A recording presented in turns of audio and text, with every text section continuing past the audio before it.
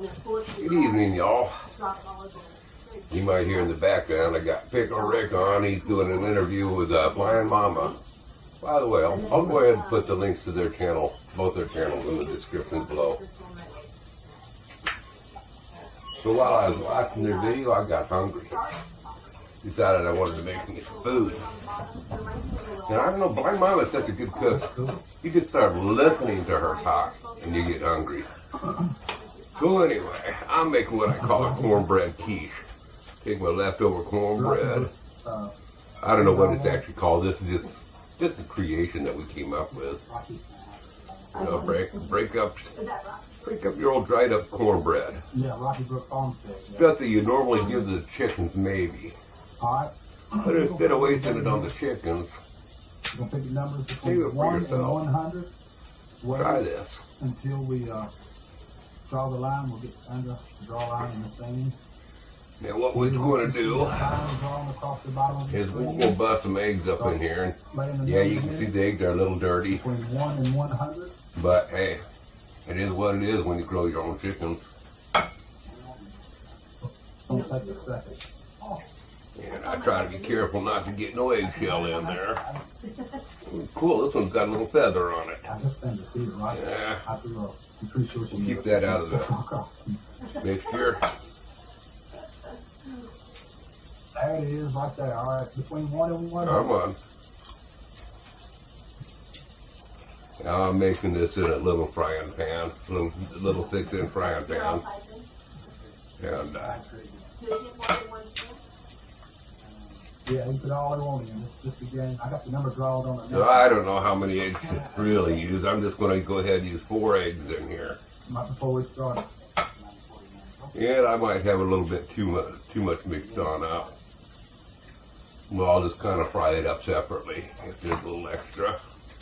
Well, I don't think anybody's got it yet. Got that. Oh, and one thing I should get doing, The bee lady. put some butter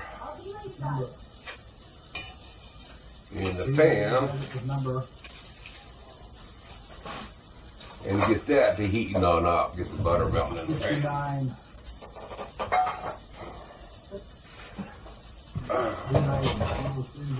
Okay. Jury.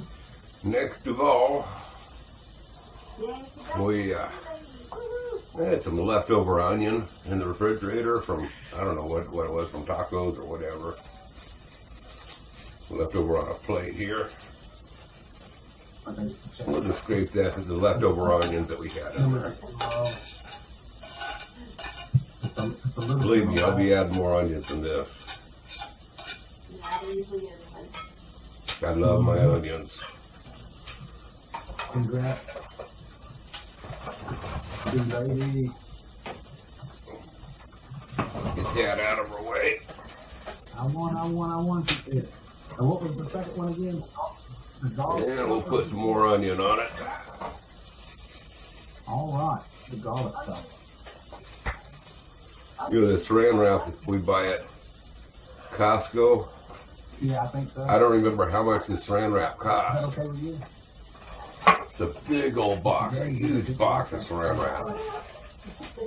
And I think we've had that box for 8 or 10 years, and we use a lot of saran wrap. And there's still a lot left on that roll.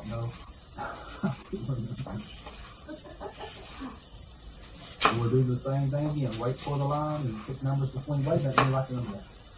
Yeah, should probably be enough onion.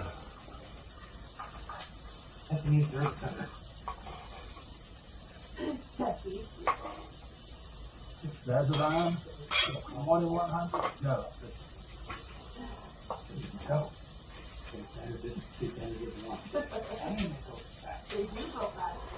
I would put some garlic cloves, a garlic clove or 2 in there, but I'm too lazy to go mess with that.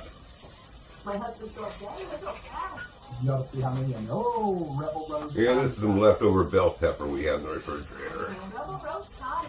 Rebel Rose kind of got it with number 73. The sad thing about this is it's our last bell Number pepper. 73. And There in Pennsylvania. we eat a lot of bell peppers. Usually my wife I think so. flash freezes bell peppers. We usually have plenty on in there, a gallon bag full at any given point. I had to confuse somebody else. This one didn't get flash froze for whatever reason. Something like that, yeah. Yeah. Not Connie, I was thinking about Kelly when you said that. And I didn't bring a mixed spoon in here, so I've got to go get that. So I'll be right back. Something to mix this on a fork or I something. hate when I make a mistake like that. And the other thing is, I got to get the cilantro too. I want to put a little cilantro in. A little cilantro. Well, a lot of cilantro. As far as I'm concerned, you can never use too much cilantro on anything. I love cilantro. Let me tell you about this bag of cilantro here in a second when I get back. I want to get this back in the freezer.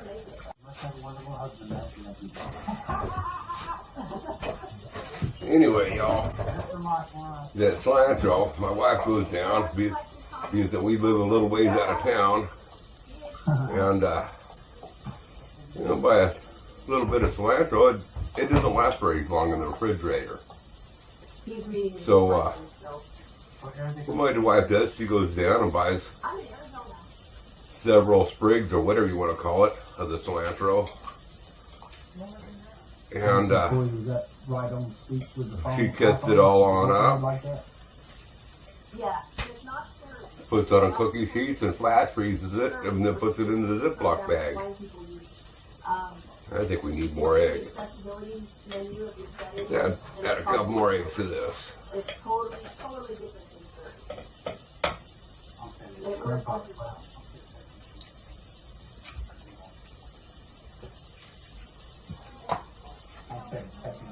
But she does the same thing with our bell peppers. Sometimes she does it with onions.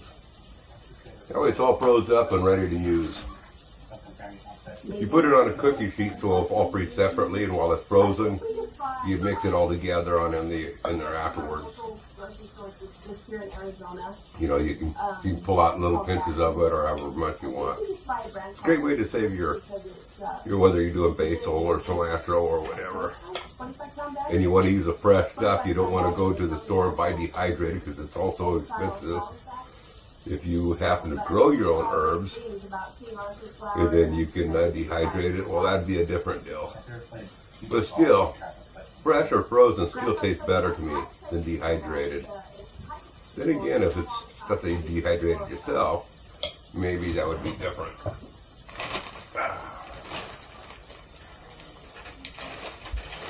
I have no time frame how long this is going to take.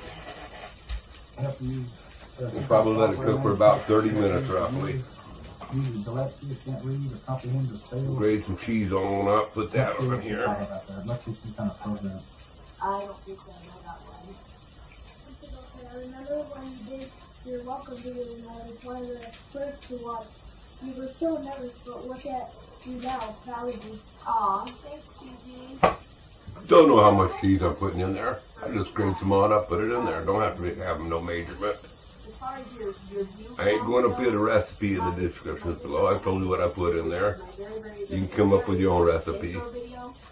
And I never make it the same way twice. I just grab whatever's in the refrigerator and just make it to what I think it should be.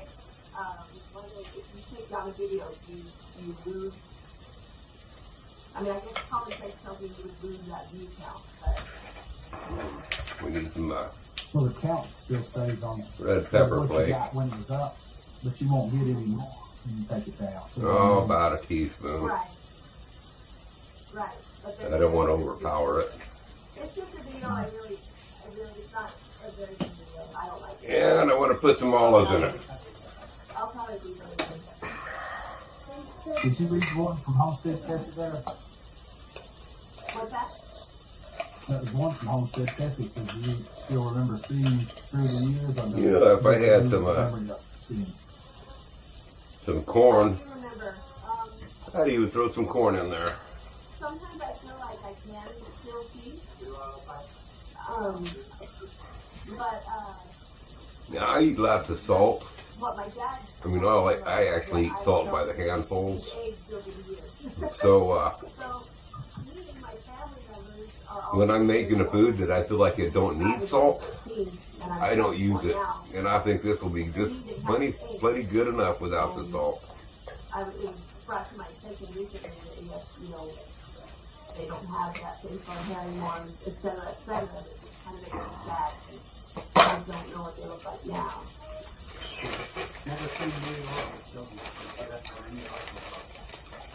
Right. Well, yeah. And well,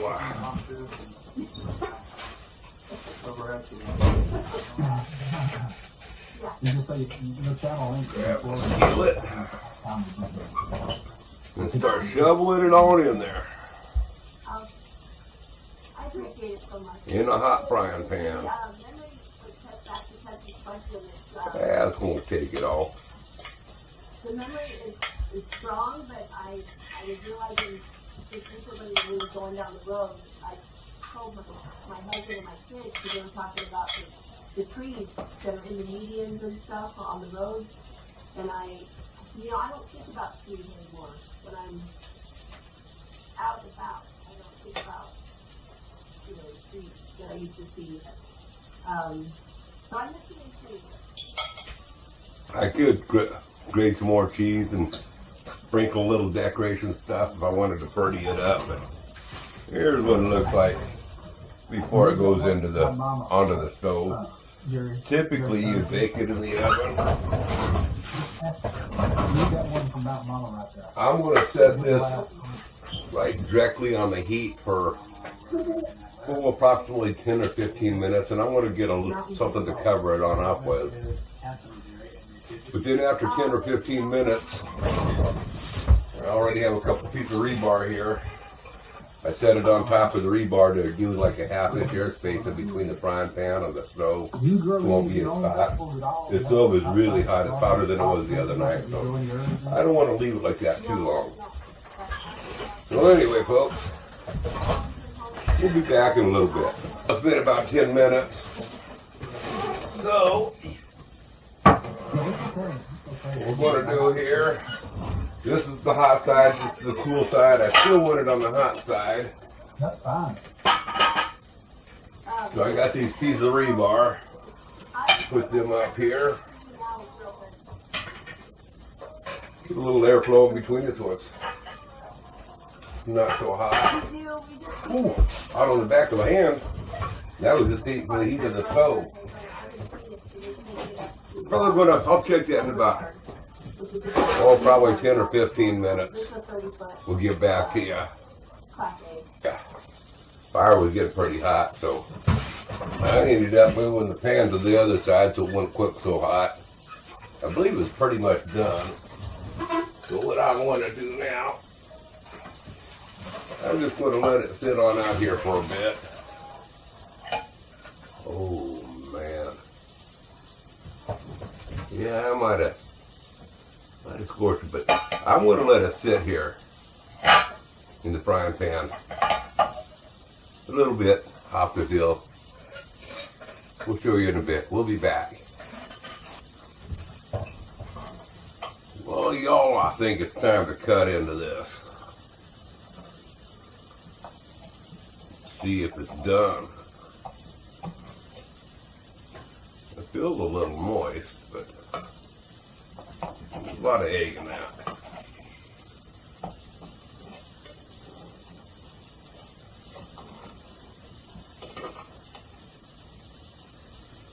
Oh, that looks done to me. Here, I could have scooted this on over.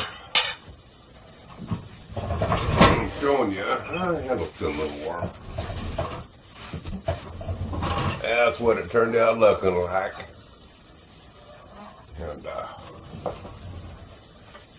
hell, we'll just call this finger food.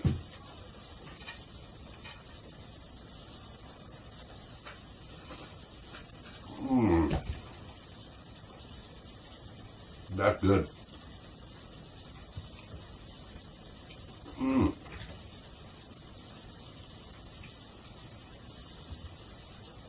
Mm-hmm. Mm. Oh, mine? No. Mm.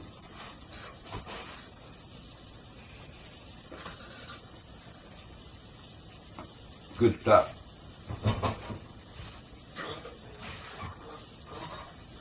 as you can see, I never did finish up my wood stove set back here. I gotta get some slate rock up on the hill one of these days. Get it stone down in. But one of these days it'll be finished up. Just remember, if the girls can't find you handy like me, they can find you handsome like me. And if they don't find you handsome like me, well, just pray that they find you. Y'all come back now, you hear? Bye. You want some stir fry?